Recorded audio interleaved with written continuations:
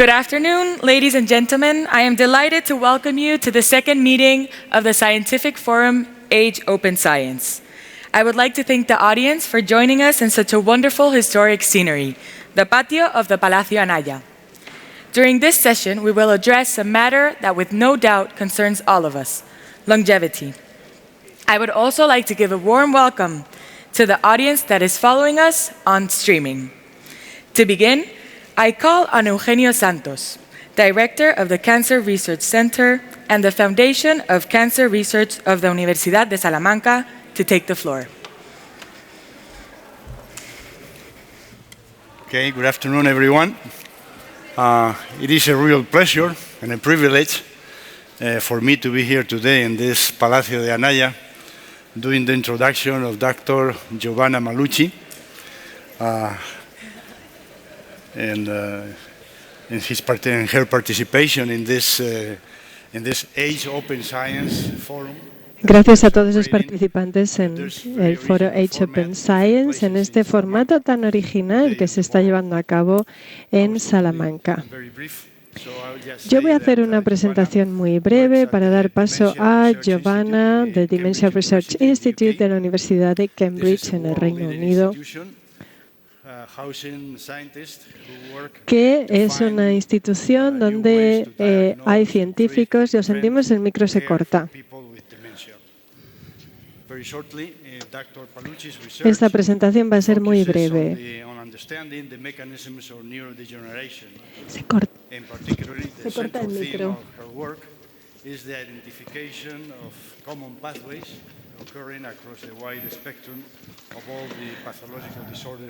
Vamos a ver un montón de trastornos patológicos relativos a este tipo de problemas. Como medida de la calidad de su investigación, puedo mencionar que es Fellow de la Academy of Medical Science. También en 2021 recibió uno de los premios más prestigiosos sobre la investigación del Alzheimer. Hoy viene a hablar sobre un tema que nos afecta a todos, especialmente a jóvenes como yo, que ya empezamos a tener canas. El título de la presentación es Impulsar la resiliencia en las neuronas para tratar la neurodegeneración. Damos, por tanto, la palabra a Giovanna.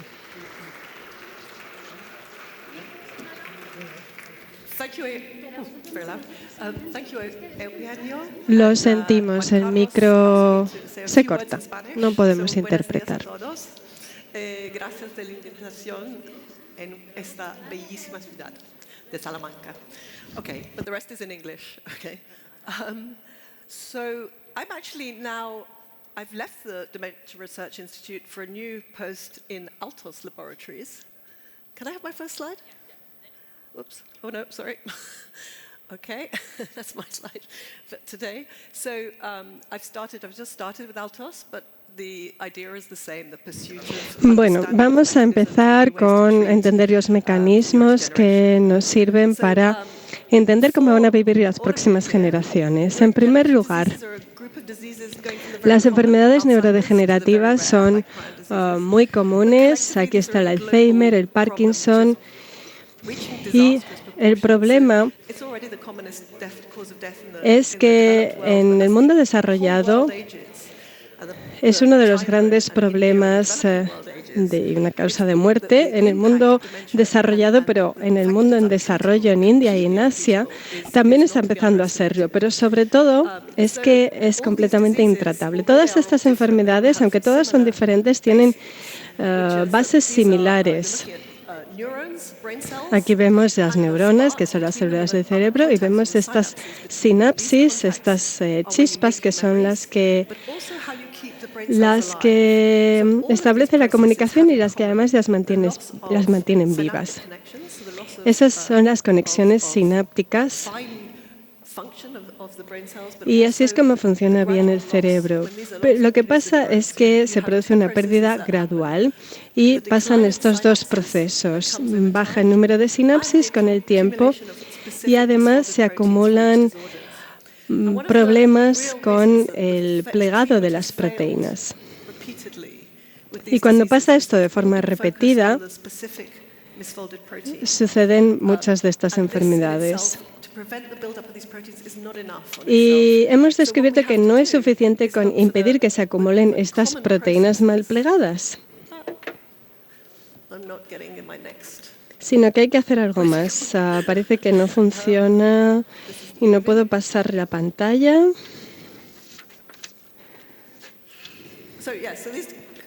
Bien, entonces, estos dos mecanismos combinados son los que hacen que mueran las neuronas, pero tenemos que pensar en cuáles son los mecanismos habituales que hay detrás de ambos y que son comunes a todas estas enfermedades para encontrar tratamientos comunes. Es aumento de la resiliencia. Es lo contrario de la medicina de precisión, porque intentamos encontrar métodos que sirven para todas.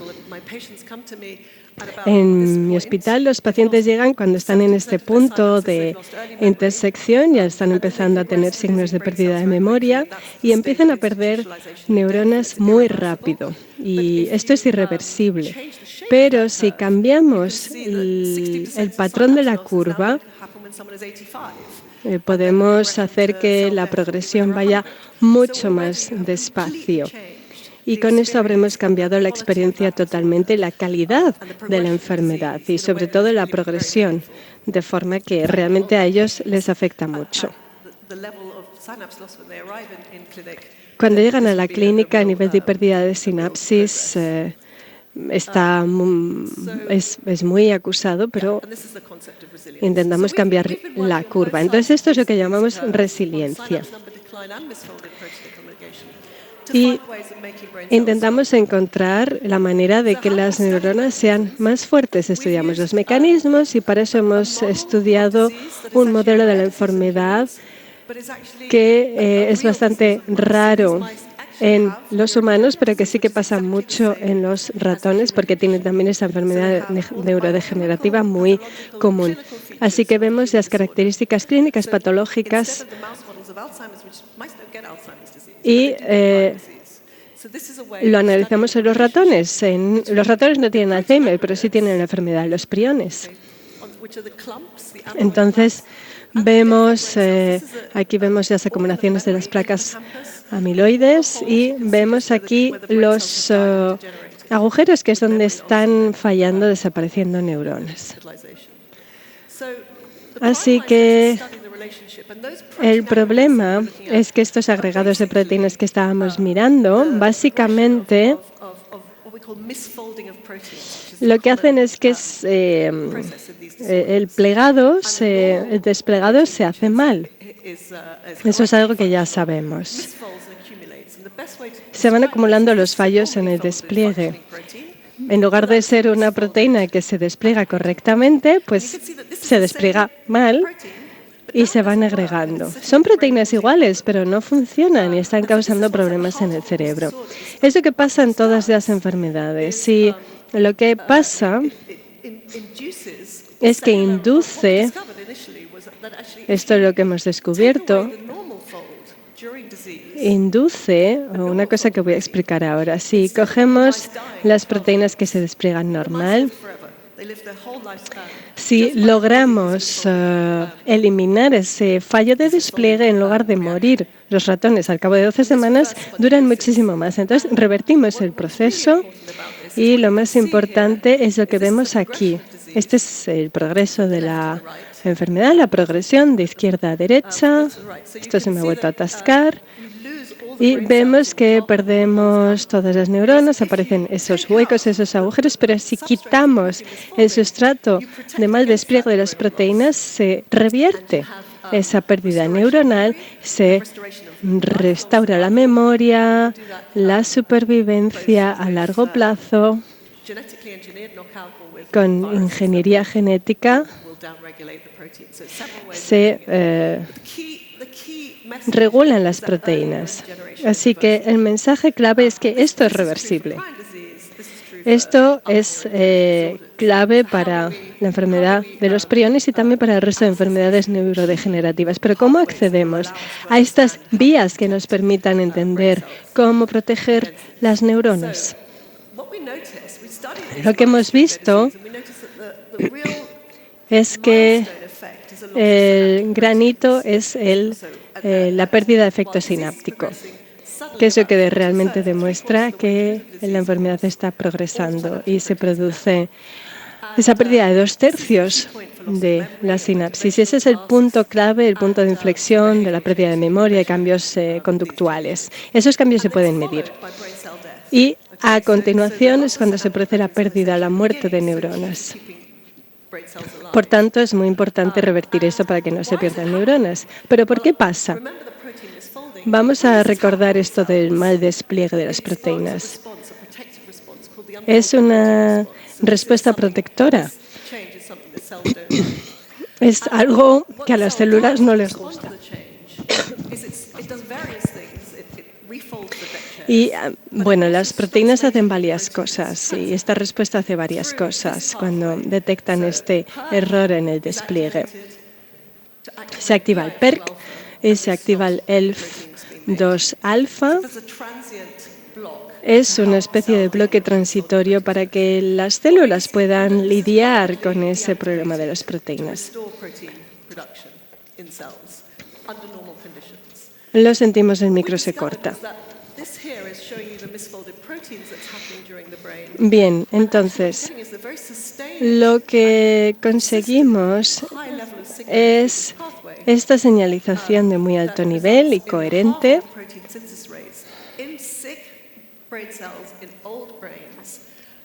en neuronas enfermas, en todas. Y vemos el efecto, es un efecto letal. Entonces, para impedir esto, modificamos genéticamente con virus,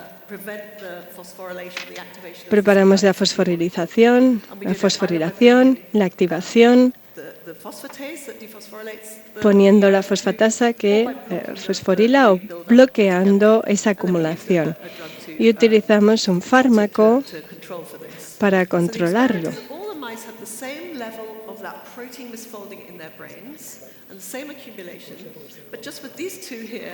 Y fijaos en estas dos fases. Hemos puesto un virus con una modificación genética que lo que hace es detener la respuesta del mal despliegue de las proteínas.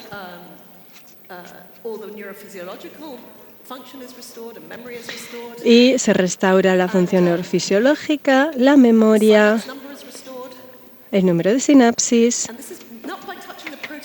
No tocamos nada a la proteína, solamente detenemos el proceso. Pero surge esa protección, lo sentimos, el micro se corta. Y podemos lograr una vida más larga con la función de la memoria protegida. Nuestra hipótesis, por tanto, es que, bueno, vamos a olvidarnos de las placas amiloides, vamos a fijarnos en esta vía para aumentar la resiliencia y vamos a ver cómo aumentamos la neuroprotección. ¿Se puede hacer con fármacos? La respuesta es que sí. Esta molécula la hizo GSK como fármaco para el cáncer, es un inhibidor del PERC y se ha probado en ratones que tenían la enfermedad de los priones. Y aquí tenemos estos dos hitos importantes en la enfermedad, representados por los globos de colores. No sé si esto funciona.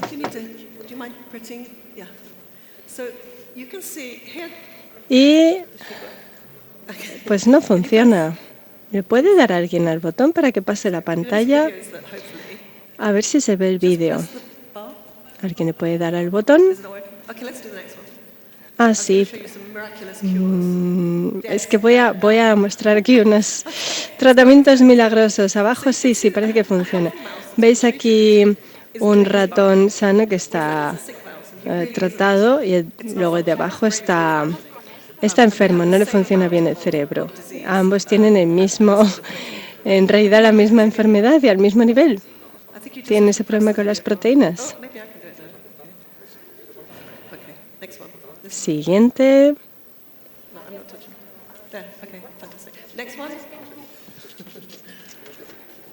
We'll just do one more. Next one. A ver, siguiente. Siguiente. So again, you have two mice with identical amount of disease. Aquí tenemos dos ratones con la misma progresión de la enfermedad, pero veis que uno tiene las patas traseras paralizadas This is cured. This never happened before. This is a small molecule. y el that's otro cured no, generation. porque se ha curado. Esto no había pasado nunca antes. El ratón tratado, He has this abnormal posture. lo sentimos, el micro se corta. And I think I'll move on. Yeah, you're going to see the last one. And you'll see how extreme this is. This mouse is so sick he can't even correct his posture, whereas the healthy mouse. Veis que el ratón enfermo ni siquiera puede corregir la postura, aunque lo intente. Está muy enfermo. The mouse to prevent. Nunca había habido una molécula pequeña que se pudiera administrar a un ratón para impedir esto. And that in itself protects. You can see how protected the brain cell layer is.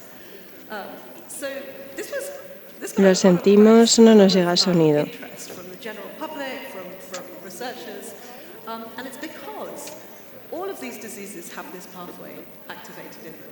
Alzheimer's, Parkinson's, frontotemporal dementia.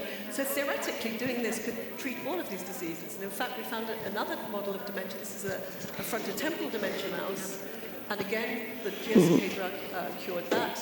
So the bottom line is that there's been an explosion in this field of proteostasis, looking for small molecules that can change this pathway, with a lot of new drug development and new drug discovery. Bien, esto nos ayuda en el desarrollo de descubrimiento de nuevos fármacos. Pero alguien decidió que en lugar de buscar nuevos fármacos, si podíamos buscar... Lo siento, es que se corta todo el tiempo, o sea, no... Es que se corta todo el tiempo, o sea, no puedo... But these are as effective as the experimental compounds. And they work both in Crohn's disease and in frontotemporal disease mice. They work in Parkinson's models.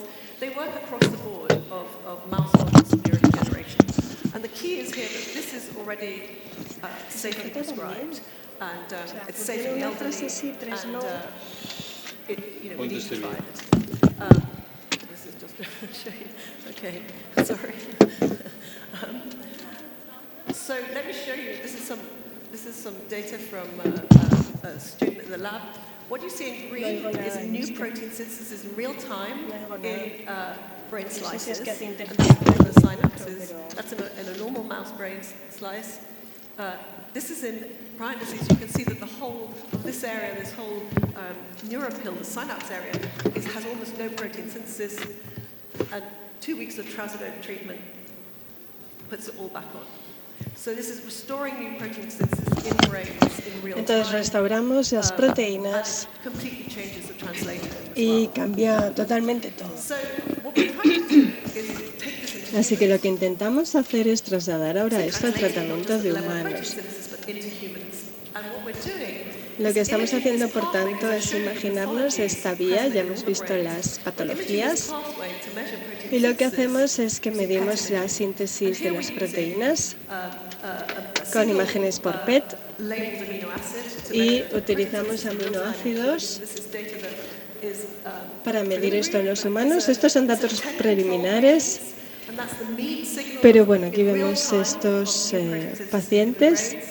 y vemos And that's, you can see the change el cambio with de Alzheimer's. la señalización con Alzheimer. Goes to less. That's quite significant. De más a menos, de más a menos, bastante significativo.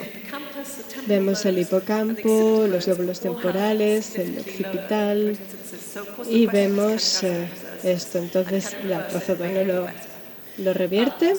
Vamos a poder ayudar a las personas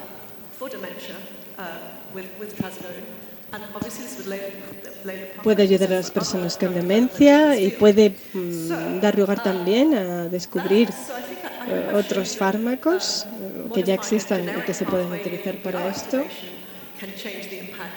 Así que queremos ver si esto puede ayudar. Voy a ver otros datos de la otra parte de la historia, que es la pérdida de sinapsis, porque una de las preguntas, esto sigue sin funcionar. So, as I showed you earlier, the first thing that happens Lo primero que pasa, incluso antes de la acumulación de proteínas mal desplegadas, es que empiezan a desaparecer las sinapsis, así que tenemos que entender por qué pasa y por qué mueren las neuronas. Vamos a ver cómo analizamos la sinapsis. Esto es un micrógrafo eléctrico del hipocampo y aquí vemos las vesículas y la densidad postsináptica. Esto conforma la sinapsis entera. El número de sinapsis empiezan a reducirse mucho antes de que aparezcan los primeros signos de la enfermedad, mucho antes.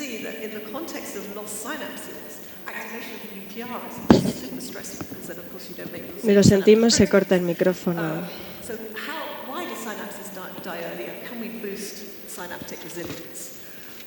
So synapse number is maintained by a process of plasticity, which is structural plasticity, which is a balance between la sinapsis tiene plasticidad y se pueden regenerar, así que nuestra hipótesis es que se pueden regenerar si es que el problema está en la regeneración. Porque es un poco como hibernar. Para ahorrar energía durante el frío, muchos animales hibernan. Entonces parece que las neuronas en algún momento se desconectan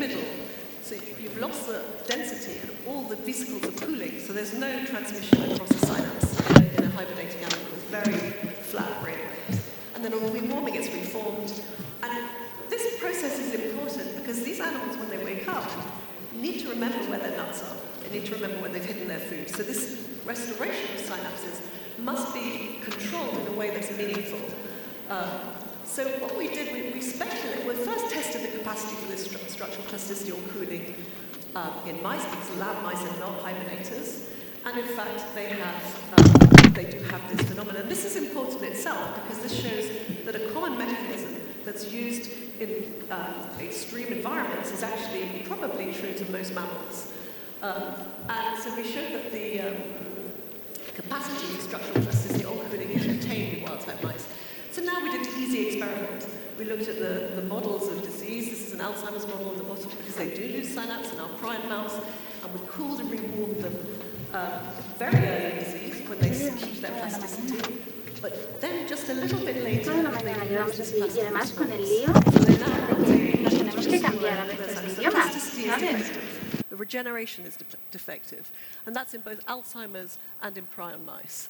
And so importantly, you can see how early this happens. It's the first step, and it's what makes you super vulnerable. And this happens not just with disease, but with aging, so they become superimposed on each other. So what is the mechanism? Well, on cooling and hibernation, you have a response that we know they're protective, especially to the brain, but you have a downregulation of protein synthesis and metabolism, except for a group of proteins called the cold shock proteins. And one of these is called RNA binding motif. Bien, y tenemos el RBM3. Voy a mostrar con esto que simplemente aumentando la RBM3 estamos enfriando esta enfermedad de los priones de los ratones y luego vamos a ver qué pasa cuando aumentamos la temperatura. Solamente refrigerando protege de la pérdida de sinapsis. Esto es arriba a la izquierda. Esto es una enfermedad de priones de 7 semanas y en los otros casos hay refrigeración y la sinapsis está protegida. Eso restaura el comportamiento, la memoria, es neuroprotector. Estos son fármacos que hemos puesto en el frigorífico, sin ninguna modificación, solamente con refrigeración. Y fijaos en los efectos que tiene la longevidad y cómo de protectora puede ser potencialmente. Esto lo podemos reproducir especialmente con RBM3. Vemos esta protección de la sinapsis con esta expresión de la RBM3 RBM3 en Alzheimer, en enfermedad de los priones. Es muy neuroprotectora y aumenta la longevidad. ¿No funciona? Sí. Es un diagrama de flujo muy simplificado de lo que ocurre con la refrigeración, la RBM3 y la neuroprotección, pero obviamente lo más importante es si se puede utilizar para tratar la demencia y en general para un montón de tratamientos neuroprotectores. No podemos refrigerar a las personas, pero sí podemos aumentar la RBM3. Por ejemplo, en la UCI, en casos de neumonía.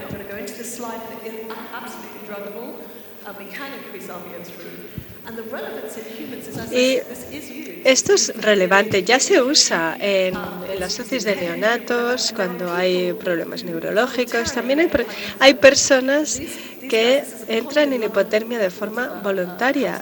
Esto es el estanque de Hampstead, donde va mucha gente cerca de Londres a bañarse todos los días en agua helada. Quedan con hipotermia, pero les va muy bien. Les hemos medido la RBM3 en la sangre, tanto a estas personas como en los bebés, en los neonatos, y vemos que el frío induce esta proteína. Así que es importante cuando intentemos pasar esto de los ratones a las personas, a los humanos. Entonces, espero que en el futuro podamos inducir la RBM3 para tratar muchas enfermedades y aumentar la resiliencia. Estos son los dos procesos que estudiamos, pero son los básicos. Desde luego hay muchos más. Y es una enfermedad, como digo, no de precisión. Se trata de aumentar la resiliencia a varios niveles para proteger a las neuronas y sus funciones, especialmente las sinapsis, para retrasar la pérdida de neuronas, y de esa manera se puede mejorar la clínica de la demencia. ¿Y qué pasa con el Alzheimer? Tenemos 125 preguntas sin responder. ¿Hasta qué punto podemos retrasar el Alzheimer? Esto estamos viendo en inglés y en español. Pues un retraso de 5 a 10 años mejoraría la calidad de vida de millones de personas. Este es mi gran equipo. Mark, lo sentimos, se corta el micro.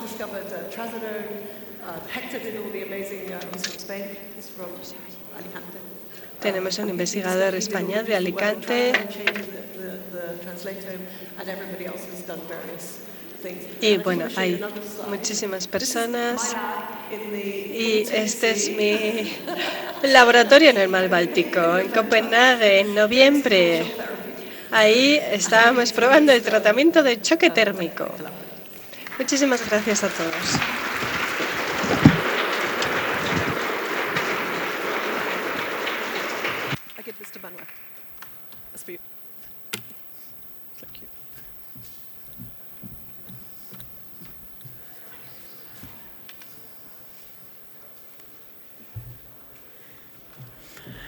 Thank you so much, Giovanna, for sharing your investigations. I think we'll all go to the sea to give a quick swim.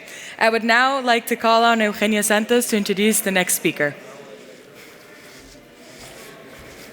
Sí. Okay. Como en el caso de Giovanna antes, pues tengo que decir que es un placer y un honor pues el estar aquí para introducir la figura de Manolo Serrano, que es de los científicos actualmente trabajando en un laboratorio en España, probablemente el más reconocido internacionalmente en el momento actual. Manolo Serrano, como todos probablemente sabéis, trabaja en el Instituto de la Recerca Biomédica, en el IRB en Barcelona. Estaba antes trabajando en el CNIO en Madrid. Muy rápidamente, la lista de su producción científica es realmente impresionante. Quizá muy rápidamente mencionar algunos de sus trabajos originales, de sus descubrimientos originales. El descubrimiento y la caracterización del oncogens del tumor supresor P16 fue un trabajo seminal continuación de eso pues, fue el establecimiento del concepto de Oncogene Induced Senescence, senescencia inducida por oncogenes, que realmente abrió un área totalmente nueva en la oncología molecular, etcétera, etcétera, los supermice, los superratones resistentes al cáncer, etcétera, etcétera. No me extiendo. Simplemente continuando en esa línea de trabajo, pues más recientemente lo que ha hecho Manolo es demostrar que la senescencia celular es crítica no solamente para cáncer, también para otros procesos patológicos, como fibrosis quística, etcétera, etcétera, y también, sobre todo, que la senescencia celular está implicada en muchos procesos fisiológicos, como por ejemplo la remodelación tisular que ocurre durante el desarrollo embrional. Así que en este aspecto creo que hoy nos va a hacer un resumen, un update de sus avances y de su desarrollo de trabajos en el campo de la senescencia celular y el cellular reprogramming, la reprogramación celular. Incluso probablemente nos contará algo sobre las nuevas aproximaciones terapéuticas, tratando de abolir el desarrollo pues, de la gran cantidad de enfermedades que están asociadas con la senescencia y el envejecimiento. Así que nada, Manolo, aquí tienes.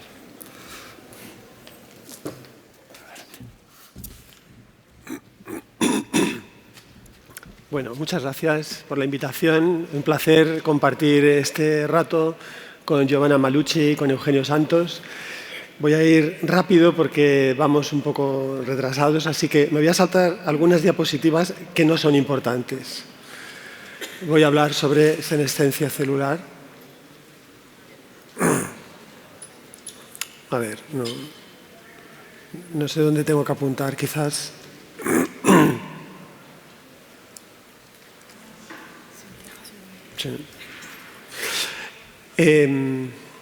Bueno, la senescencia celular, primero, ¿qué es una célula senescente?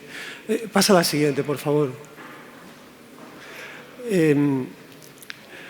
La senescencia es una respuesta al daño celular. Cuando las células reciben una gran cantidad de daño, a veces son capaces de morir, pero muchas veces no mueren.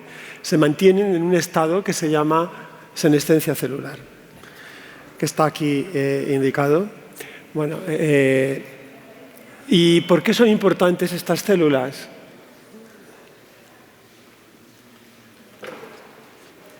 Qué curioso. Está al revés. Vale. Bueno, estas células son muy importantes porque cambian el entorno tisular. Por un lado, se detienen, dejan de proliferar, y por otro lado, secretan muchos factores al medio, al tejido, y lo cambian, lo alteran. Ahí está su importancia, en que cambian el entorno, envejecen el tejido, por decirlo de alguna manera.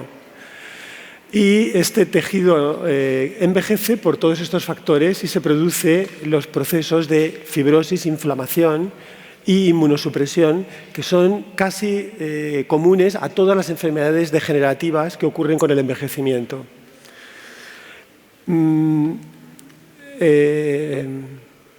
Esto sería un esquema, una idealización. Imaginaos que esto es un tejido normal.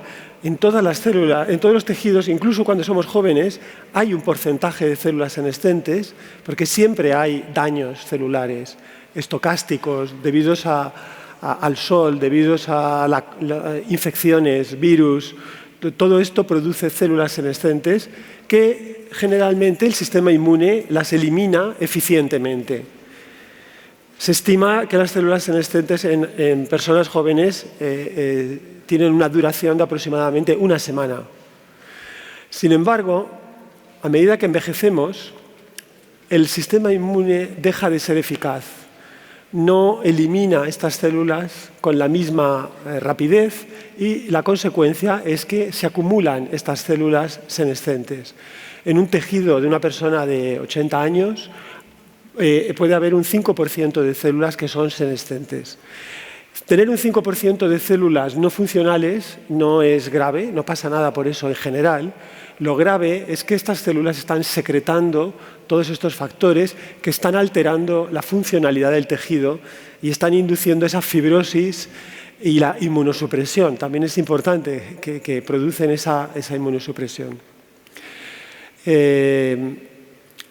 Desde hace unos 7 años, otra cosa muy importante es que hace, como 7, 10 años, se ha ido descubriendo que muchas enfermedades asociadas a la edad están acompañadas de una gran cantidad de células senescentes, hasta el 50%. Esto lo que quiere decir es que todo nuestro cuerpo acumula células senescentes de una manera progresiva y en poca cantidad, dispersas, pero cuando hay un tejido que está enfermando, ahí se acumulan en gran cantidad, un 50%. Esto también nos hace que podemos ver en muchas enfermedades como un envejecimiento acelerado de ese órgano. Hoy día la fibrosis pulmonar se considera un ejemplo de envejecimiento acelerado del pulmón y fallo renal crónico como un envejecimiento acelerado del riñón. El resto de los tejidos están bien, pero ese concretamente tiene un envejecimiento acelerado. La infección por COVID, hoy se sabe que en el pulmón produce una gran cantidad de células senescentes y que eso va a ser responsable de lo que se llama el COVID persistente o largo, porque ese pulmón ha quedado envejecido prematuramente.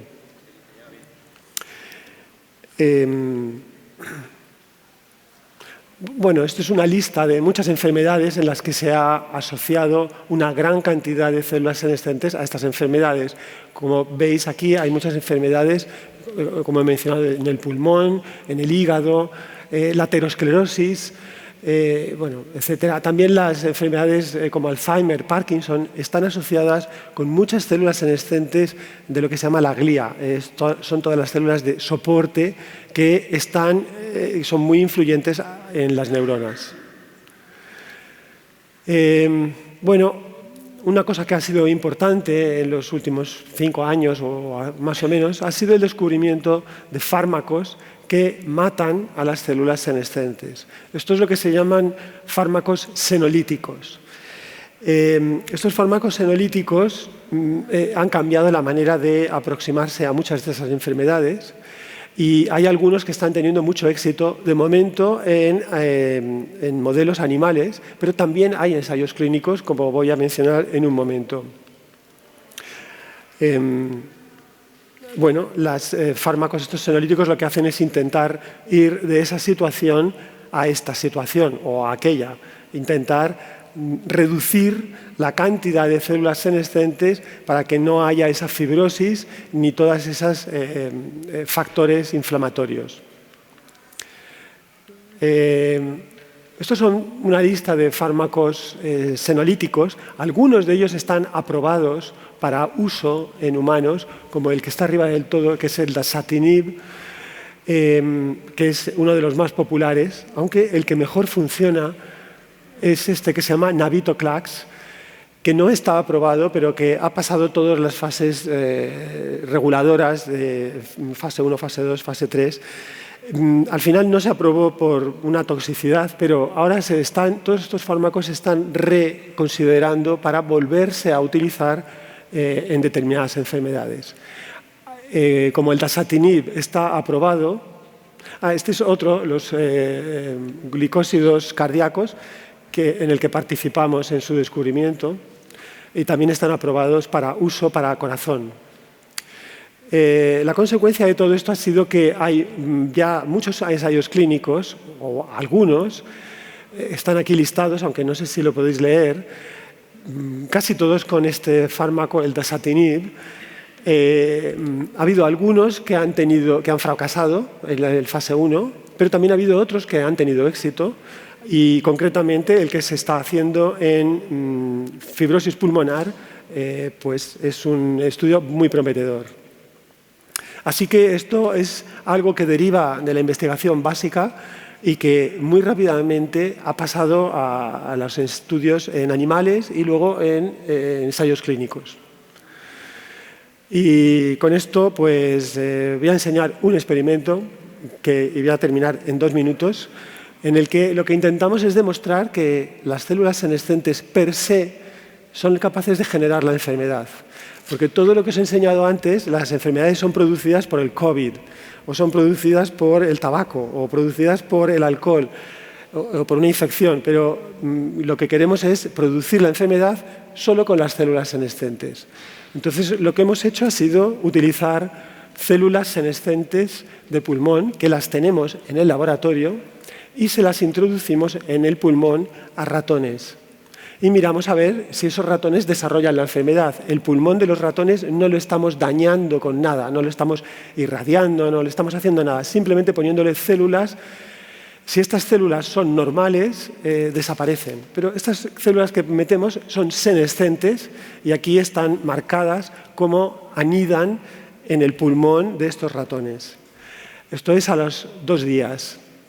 Si ahora dejamos que transcurra el tiempo, vemos, estos son 3 horas, 48 horas, y estas células siguen ahí, siguen, y a las 2 semanas ya podéis ver cómo han generado la enfermedad. Veis la diferencia que hay entre este tejido y este. Esto es como debería de ser un pulmón normal, lleno de aire, con unas paredes muy finas, y ahí es el pulmón fibrótico. Ese pulmón ya no puede respirar y no es funcional. Y esto es una enfermedad que se ha generado a partir de estas pocas células que van generando esta enfermedad progresiva y que va extendiéndose y extendiéndose hasta que mata al animal.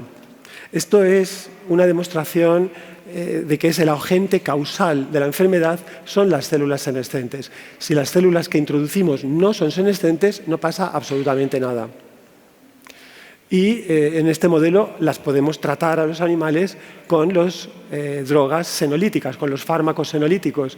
Aquí hay un ejemplo de ratones a los que se les ha puesto células no senescentes, no pasa nada. Se trata con nabitoclax y no pasa nada, evidentemente, pero a los que se han introducido células senescentes se ha producido la enfermedad, aquí lo veis, la diferencia, y ahora si a estos ratones se les trata con el fármaco senolítico, se revierte. Y con esto voy a terminar porque este es el mensaje principal. Este era un ejemplo que quería enseñar también, haciendo reconstrucción por imagen de los pulmones de ratones. Y aquí se ve las zonas de fibrosis, está aquí y allí. Y este ratón, este concreto, al cabo de 18 días, se ha podido eliminar la fibrosis parcialmente. Y bueno, pues con esto termino y os doy las gracias por vuestra atención y muchas gracias a todos.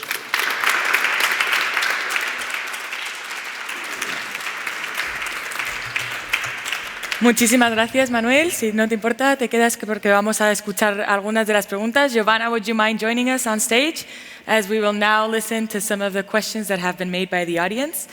Giovanna, I would like to start with you. Would you let us know if, do you believe that at any point we will succeed at eliminating diseases like Alzheimer's, for example? So I think it's a very interesting and important question. I think I have no doubt that we will change the clinical course of these diseases. And this is the really key question. Because what you have to do is you have to think of HIV and AIDS.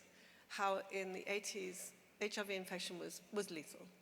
And now this is something we live with, we manage. It's a very different situation. That's a virus. This is a degenerative condition. But I hope some of my message about boosting resilience shows that you can delay onset. If you delay onset, you change the disease. If you delay progression, you change the disease. So whether you will eliminate them entirely, maybe not. Especially as we continue to age. But I think you can really transform, and I really believe this. I think you're not going to cure Alzheimer's. You're never going to put people back to their 20-year-old brains, and maybe you don't want to. But you will be able to completely. I mean, so these mice, when we restore their synapses, they get memory back, and that won't be all memory. But if you can do this with humans and just boost the sort of staying power of neurons, then I think you will transform these disorders. Long answer. Thank you so much. Manuel, ¿nos podrías decir qué nos recomiendas para que vivamos durante más años y mejor?